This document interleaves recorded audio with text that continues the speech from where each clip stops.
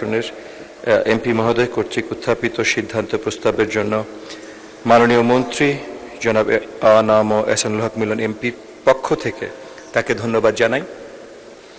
তিনি টাঙ্গাইল জেলার মির্জাপুর উপজেলায় একটি কৃষি কলেজ স্থাপনের প্রস্তাব উপস্থাপন করেছেন। কৃষি নির্ভর অর্থনীতি, আধুনিক কৃষি প্রযুক্তির প্রসার, দক্ষ কৃষি জনবল সৃষ্টি এবং স্থানীয় তরুণদের কর্মমুখী শিক্ষার সুযোগ সম্প্রসারণের বিবেচনায় প্রস্তাবটি গুরুত্বের সঙ্গে বিবেচনার দাবি রাখে।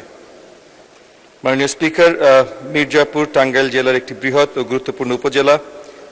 মির্জাপুরে পেশাভিত্তিক জনসংখ্যার প্রায় ৬২% কৃষির সঙ্গে সম্পৃক্ত, ব্যবসায় 11%, চাকুরিতে 10% এবং অন্যান্য পেশায় অবশিষ্ট জনগোষ্ঠী নিয়োজিত।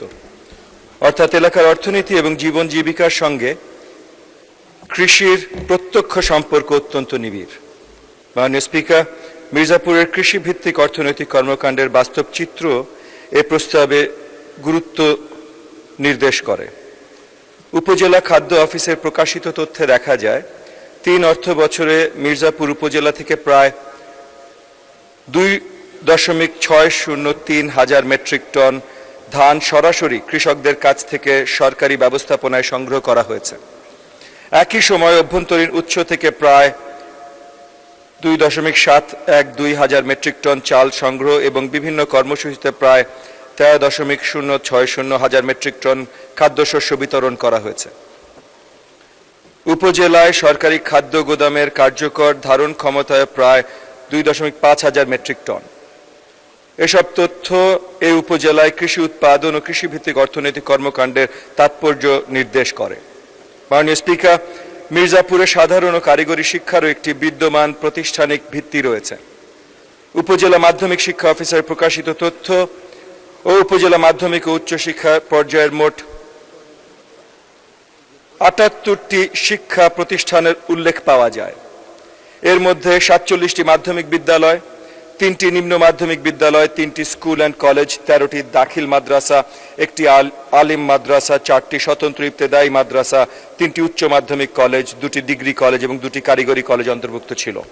মাননীয় স্পিকার, তবে নতুন কোনো কৃষি কলেজ স্থাপন এবং দীর্ঘমেয়াদী নীতিগত ও প্রাতিষ্ঠানিক সিদ্ধান্ত এক্ষেত্রে সাধারণত এলাকার শিক্ষার্থী এবং জনসংখ্যা ভিত্তিক চাহিদা, বিদ্যমান কলেজ ও কৃষি শিক্ষা প্রতিষ্ঠানের অবস্থান ও ধারণ ক্ষমতা, প্রয়োজনীয় জমি ও অবকাঠামোর প্রাপ্যতা, দক্ষ শিক্ষক ও প্রশিক্ষকের সংস্থান, কৃষি গবেষণা ও ব্যবহারিক প্রশিক্ষণের সুযোগ, সংশ্লিষ্ট এলাকার কৃষি উৎপাদন, ফসলের বৈচিত্র্য ও কৃষি ভিত্তিক কর্মসংস্থানের সম্ভাবনা, প্রস্তাবিত প্রতিষ্ঠানের আর্থিক ও প্রশাসনিক টেকসইতা এবং সরকারের সামগ্রিক শিক্ষা পরিকল্পনা ও আঞ্চলিক ভারসাম্য বিবেচনা করা প্রয়োজন। মির্জাপুর উপজেলার প্রায় ৭১,৮০৯ একর আবাদি জমি, তার মধ্যে ৫৫,১২৪ একর সেচ সুবিধার আওতায় থাকা এবং স্থানীয় জনসংখ্যার প্রায় ৬২% কৃষির সঙ্গে সম্পৃক্ততা, এসব উপাত্ত এই এলাকার কৃষি শিক্ষা সম্প্রসারণের সম্ভাব্য যৌক্তিকতা নির্দেশ করে। মাননীয় স্পিকার, সরকার কৃষি শিক্ষা এবং দক্ষতা ভিত্তিক শিক্ষার সম্প্রসারণের প্রয়োজনীয়তা সম্পর্কে সচেতন। একই সঙ্গে নতুন শিক্ষা প্রতিষ্ঠান স্থাপনের ক্ষেত্রে প্রকৃত চাহিদা, বিদ্যমান সুযোগ সুবিধা, প্রয়োজনীয় অবকাঠামো, আর্থিক সংশ্লেষ এবং দীর্ঘমেয়াদী কার্যকারিতার যাচাই করে সিদ্ধান্ত গ্রহণ করা সমীচীন। আজকে যতগুলো প্রস্তাবনা এসেছে সবগুলোর জন্যই মাননীয় স্পিকার এটা কার্যকরী।